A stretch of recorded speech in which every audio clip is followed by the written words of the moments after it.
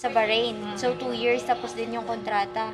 Tinapos ko. Anong taon ka sa Dubai nagsimula? 2012, 2014. Tapos dito sa Hong Sa Kong. Hong Kong,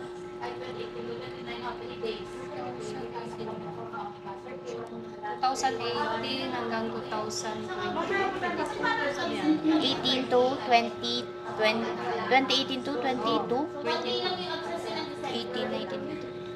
Okay. Kasi 3 months, 6 months. Tapos, dito sa ano? Sa Bahrain. Ano ba tayo ngayon?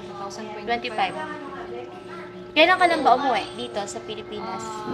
3 years ago nata. Galing Bahrain? Oo.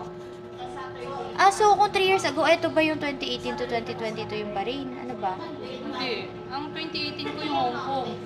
So, di ba 3 years ka sa Hong Kong and 6 months, magpo 4 years.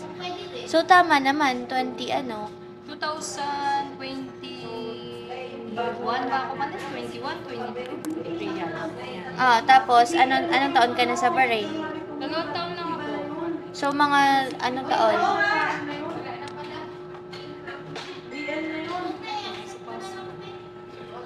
Ipasok mo na lang yung SL dun sa isa dun sa December. Yung check na rito po, bali absent mo. 2021. 21 ka nag-start to 23 ako. May 21 to 23. Ma'am, ako sa kwento na nila. Ano po yun? BNR, isa na lang pinagkamali. Absent na lang yung January. Mama,